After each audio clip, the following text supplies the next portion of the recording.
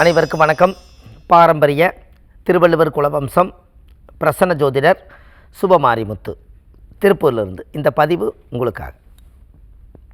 இன்றைக்கு குரு திசையில் சனி புத்தி பற்றி இன்றைக்கி பார்க்க போகிறோம். அவள் பாருங்கள், குரு திசையில் சனி புத்தி பாருங்கள். இந்த ஜாதகத்தில் குரு திசையில் சனி புத்தி என்ன நடக்கும், எப்படி இருக்கும் அப்படிங்கிற விஷயத்தை எல்லாம் இன்றைக்கி நம்ம பார்த்து தெரிஞ்சுக்கலாம். மக்களுக்கு செய்ய வேண்டிய சில வழிமுறைகள் நிறையா இருக்குங்க. அப்போது இந்த ஜோதிடத்தில் ஒரு அற்புதமான விஷயங்கள் என்ன அப்படின்னு கேட்டிங்கன்னா, இந்த குரு திசையில் சனி புத்தி நடந்தால், சனி என்பது தொழில், சனி என்பது கர்மா. நம்ம கர்மாவை தீர்க்கறதுக்காகத்தான் இந்த சனி புத்தியில் சில கோவில்களுக்கு நீங்கள் போயிட்டு வர வேண்டியது வரும். பாருங்கள், நம்ம ஜாதகத்தில் குரு திசையில் சனி, குருவும் சனியும் சேருது. இந்த குருவும் சனியும் யாராவது ஒருத்தருடைய ஜாதகத்தில் சேர்ந்தால் அதுக்கு பேர் தர்ம கர்மாதிபதி யோகம் என்று பொருள். தர்ம கர்மாதிபதி யோகம்னா என்ன அப்படின்னா, காலச்சக்கரம்ங்கிறது மேசம், மேசத்துலேருந்து 9வது இடம் தனுசு. இந்த தனுசு என்பது குருவோட வீடு. அதுக்கு அடுத்தது மகரம் 9க்கு அடுத்து 10. அந்த 9 குடைவர் 10 குடைவர் சனி. இந்த 10 குடைவர் சனியும் 9 குடைவர் குருவும் சேர்ந்தால் இந்த 9 10 குடைவர் தர்மம் ப்ளஸ் கர்மம். கர்மா என்பது செயல். நம்ம செய்யக்கூடிய கர்மாவில் இருந்து சுத்தப்படுத்தி இந்த குரு சனி யாராவது ஒரு ஜாதகத்தில் சேர்ந்தால் கிட்டத்தட்ட பார்த்திங்கன்னா அவருக்கு தர்ம கர்மாதிபதி யோகம் வேலை செய்யுமா. யாரெல்லாம் அப்பா தாத்தா முப்பாட்டன் கொள்ளுப்பாட்டன் எள்ளுப்பாட்டன் அது வரைக்கும் யாரெல்லாம் புண்ணியம் பண்ணாங்களோ அதெல்லாம் இந்த குரு திசையில் சனி புத்தி வரும்போது நல்லா வேலை செய்யும். பாருங்கள், ஜாதகத்தில் குருவும் சனியும் சேருது. அவங்களுக்கு இருக்கக்கூடிய இடத்துல குரு சனி சேர்ந்து அந்த திசாபுத்தி நடந்தால், நம்ம தாத்தா என்ன விட்டுட்டு போனாரோ அதை கோயில் கட்டுவார். எந்த பூமி அவர் வாங்காமல் போனாரோ இவர் பூமி வாங்குவார். எந்த வீடு கட்டோன்னு நினச்சாரோ இவர் கட்டுவார். அவர் என்ன நினச்சாரோ அதை இவர் செய்வார். இதுதான் தர்ம கர்மாதிபதி யோகம். ஒரு மனிதனுக்கு இது கிடைக்கணும். அப்படி தர்ம கர்மாதிபதி யோகம் ஒரு ஜாதகத்தில் இருந்தால் அவர் தானாகவே தர்மம் பண்ணுவார். கோயில் கட்டி கும்பாபிஷேகம் பண்ணுவார். அந்த கோயிலில் இவர் தலைவர் செயலாளர் பொருளாளராக இருப்பார். அவங்களுக்கு ஒரு பெரிய போஸ்டிங் கொடுத்துருவாங்க. இவர் போய்ட்டு அந்த கோயிலை திறப்பார். சாவி அவர் கையில் தான் இருக்கும். சாமியோட நகைகள் அவர் கையில் தான் பொறுப்பில் இருக்கும். எப்படின்னு பாருங்களேன், ஒரு நம்பிக்கையான மனிதர் வேணும் அப்படின்னா தர்ம கர்மாதிபதி யோகம் இருந்தால் அவங்கள நம்பி இயற்கையாகவே தெய்வம் கொடுக்குற பட்டம் அது. எல்லாத்துக்கும் அது அமையாது. உங்களுக்கு ஒன்று தெரியுமா, குருவும் சனியும் சேரணும்னா எத்தனை வருஷம் தவம் இருக்கணும் தெரியுங்களா? அதாவது குரு ஒரு தடவை சுற்றி வர 12 வருஷம் ஆகும். சனி ஒரு தடவை சுற்றி வர 30 வருஷம் ஆகும். 30ம் ஒரு 12 எவ்வளவு? 42 வருஷத்துக்கு ஒரு காத்தான் குருவும் சனி சேருவாங்க. அப்போது ஒரு தடவை சுற்றி வரக்கே 42 வருஷம்னா 2வது ரவுண்டு அவங்க சேர்றதுக்கு கிட்டத்தட்ட 84 வயசு ஆயிரும். அப்போ அவங்க காலமே கடந்து போகுதா?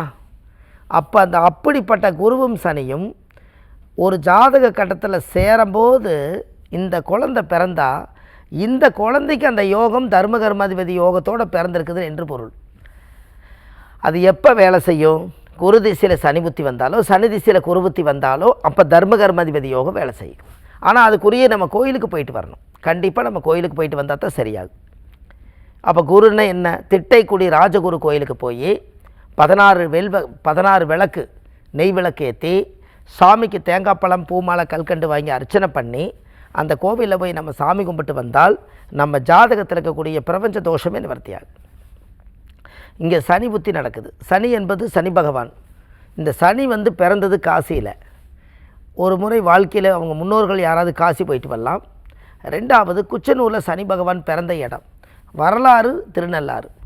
இந்த மாதிரி கோயில்களுக்கெல்லாம் நீங்கள் போய் சாமிக்கு நலத்தீர்த்தத்தில் குளிச்சுட்டு தேங்காய் வளம் பூமாலை கல்கண்டு வாங்கி அர்ச்சனை பண்ணி இந்த குரு கோயிலுக்கும் சனி கோயிலுக்கும் போய் விளக்கு போட்டு பூஜை பண்ணி சாமி கும்பிட்டு வந்தால் உங்கள் பிரச்சனைகளெல்லாம் குறைய ஆரம்பிக்கும். தீராத கடன் தீரும். வாழ்க்கையில் ஒரு பெரிய மாற்றத்தை உருவாக்குவீங்க. உங்கள் ஜென்மத்தில் செஞ்ச பாவமெல்லாம் நீங்கும். வாழ்க்கையில் அடுத்தடுத்த லெவலுக்கு நீங்கள் போயிட்டு வருவீங்க. உங்கள் வாழ்க்கையில் ஒரு நல்ல ஒரு மறுமலர்ச்சி நடக்கும். இதெல்லாமே குரு திசையில் சனி புத்தி நடந்தால் இந்த பலன் பாருங்களேன். அதான் அந்த காலத்தில் குருவும் சனியும் சேர்ந்தால் அந்த ஜாதகத்தில் அந்த பவர் 2 பேருமே நிதானமானவங்க. குரு 16 வருஷம், சனி 19 வருஷம், 2 பேரும் நிதானமானவங்க. அதனால தான் அந்த காலத்தில் பிறகு சனி பாம்பு 2 பிற்பலனை கொடுப்பார்கள்னு சொன்னாங்க. யாராவதுக்கு சனி திசை வந்து பிற்காலத்தில் வந்துச்சுன்னா அது யோகமாக, குரு திசை பிற்காலத்தில் வந்து அது யோகமாக. இளமையில் வந்துடக்கூடாது. இப்போ குழந்தைக்கு ஒருத்தர் குரு திசை நடக்குது, அந்த குழந்தை படிக்கிற காலத்தில் குரு திசை வந்து என்ன பண்ணுறது? குரு தான் பணம். அவருக்கு ஒரு 40 வயசுக்கு மேலே வந்தால் அவர் ஒரு 60 வயசு 20 வருஷத்துக்குள்ளே அவர் சம்பாதிப்பார், எதையாவது ஒன்று தேடி வைப்பார், வாழ்க்கையில் ஒரு மாற்றத்தை உருவாக்குவார். அப்போ இது நல்ல விஷயந்தானே. அப்போ இதெல்லாம் ஜாதகத்தில் தேட கிடைக்காத செல்வங்கள், நம்ம முன்னோர்கள் அதை உருவாக்கியிருக்காங்க. அப்போ ஜாதகத்தில் என்னென்ன யோகங்கள் இருக்கோ அது மட்டும் அது சிறப்பம்சம். அப்போ இது எல்லாமே அந்த காலத்தில் இது எல்லாமே தசாபுத்திக்கு உண்டான பலனை எடுத்திருக்காங்க. முன்னோர்கள் இது எடுக்காமலாம் இல்லை. இன்ன திசையில் இன்ன புத்தி என்ன நட்சத்திர சாரத்தில் போயிட்டுருக்குதுன்னு கேட்டால் ஜோசியர் சொல்லுவார். அந்த காலத்தில் பார்த்தீங்கன்னா குரு என்ன திசை நடக்குதுன்னு பார்ப்பார், அந்த திசைக்கு என்ன நட்சத்திர சாரத்தில் இருந்து அது திசை நடத்துதுன்னு பார்ப்பார். அதான் பேஸ் மட்டம். இந்த குரு நிற்கிற இடம் அதுதான்.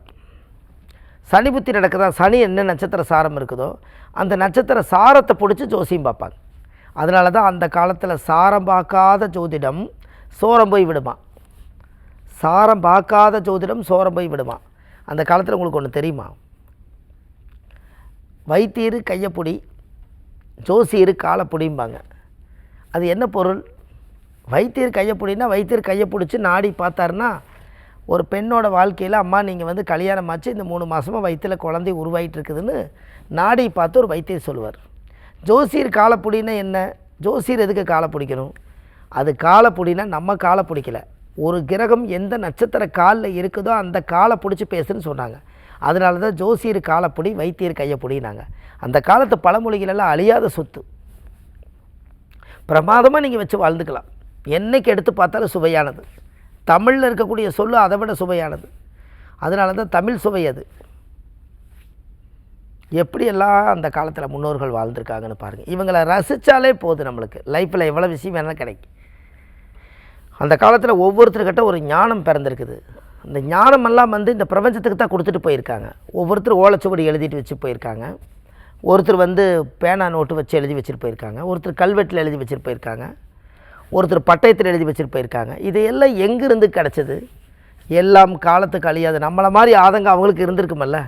நாமளும் இந்த உலகத்தில் பிறந்தோம், எதையாவது ஒன்று சாதிச்சுட்டு போகணும்னு நம்மளுக்கு இருக்கிற அக்கறை முன்னோர்களுக்கு இருந்ததே. அதனால தான் அந்த காலத்தில் வைராக்கியத்துக்காக கோயிலை கட்டி முடித்தாங்க.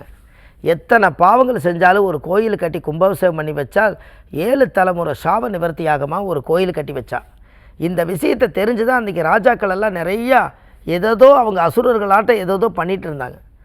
அப்போ அந்த காலத்தில் கரடு முருடாக வாழ்ந்துட்டு இருக்கிற காலத்தில் ஒரு ஆன்மீகத்துக்குள்ளே அவங்கள புகுத்தி ஒரு கடமையை உருவாக்கி உலக மக்கள் நலனுக்காக அவங்க வாழ்ந்தால் பத்தாது, எதிர்கால மக்கள் வரணும்னு சொல்லி ராஜா வந்து அந்த காலத்தில் கோயில் கட்டுறதுக்கே இந்த ஜோதிடர்கள் அரண்மனையில் இருக்கிறவங்க எல்லாம் கணிச்சு ஒரு வழிகாட்டியாக இருந்ததுனால தான் இன்றைக்கி தமிழ்நாட்டுக்குள்ளே 4000 5000 கோயில் வரலாற்று பெற்ற ஸ்தலமும், இன்றைக்கி சிறு தெய்வங்களெல்லாம் இன்றைக்கி கோடிக்கணக்கான தெய்வங்களும் இன்றைக்கி இது புண்ணிய பூமியாக நிறைஞ்சு நிற்கிறதுக்கு முன்னோர்கள் தான் காரணம். முன்னோர்கள் அந்த காலத்தில் அத்தனை பேருடைய வீட்லேயும் பஞ்சாங்கம் இருந்திருக்குது, அத்தனை பேர் வீட்லேயும் சாஸ்திரம் இருந்திருக்குது. அதெல்லாம் இருந்ததுனால தான் சாஸ்திரம் இன்றைக்கி இவ்வளோ தூரம் பெருகி வந்தது. எல்லாமே மக்களுக்கு சொல்லிகிட்டே போகலாம். அப்படின்னா பாருங்கள், இந்த குரு திசையில் இந்த சனி புத்தியில் இந்த தர்ம தானமெல்லாம் நீங்கள் பண்ணுங்கள், வாழ்க்கை நல்லா இருப்பீங்க என்று சொல்லி இந்த ஆதிகால பரிகார புத்தகத்தில் எழுதியிருக்கேன். A4 சைஸு கிட்டத்தட்ட பார்த்திங்கன்னா அந்த A4 சைஸில் ஒரு பெரிய மகத்துவமான ஒரு அருமையான ஒரு புத்தகம். இந்த புத்தகத்தில் நம்மளுக்கு எல்லா யோகம் நம்மளுக்கு வேலை செய்யுது. இந்த புத்தகம் வந்து ஆன்லைன்லேயே கிடைக்கிது. நம்மளுக்கு வந்து கூகுளில் நீங்கள் சர்ச் பண்ணி நீங்கள் நம்மளுடைய நம்பர் எடுத்துக்கலாம், இல்லை கீழே போயிட்டு இருக்கிற நம்பருக்கு கால் பண்ணிங்கனாலும் இந்த நம்பர் வரும். அந்த நம்பருக்கு சொன்னீங்கன்னா வீட்டுக்கே 2 நாளில் உங்களுக்கு புக்கு கையில் கிடச்சிரும். இது இல்லாமல் நம்ம ஜோதிடம் சாஸ்திர சம்பிரதாயங்கள் எல்லாமே நம்ம ஜாதகம் பார்க்குறோம், பிரசனம் பார்க்குறோம். இது எங்கே இருக்குதுன்னு கேட்டிங்கன்னா சென்னையில் வடபழனி முருகன் கோயில் தெப்பக்குளம் வாசல்லையே நம்ம ஜோதிட அலுவலகம் இருக்குது. சனிக்கிழமை, ஞாயிற்றுக்கிழமை, திங்கக்கிழமை நம்ம ஜோதிடம் பார்க்குறோம். மற்ற தினங்கள் திருப்பூரில் பார்க்குறோம். இது இல்லாமல் வள்ளுவர் வாக்குன்னு ஒரு யூடியூப் சேனல் வச்சுருக்கோம். இந்த வள்ளுவர் வாக்குன்னு யூடியூப் சேனலில் போய் பார்த்தீங்கன்னா ஆயிரக்கணக்கான பதிவுகள் கொடுத்துருக்கேன். இதையும் நீங்கள் போய் பார்த்துட்டு வாங்க. இது இல்லாமல் நம்ம வந்து திருச்செந்தூர், விஸ்வாமித்திர கோயில், இந்த மாதிரி நவகிரக ஸ்தலங்கள் எல்லாம் நம்ம கூட்டிகிட்டு அழைச்சிட்டு போகிறோம்.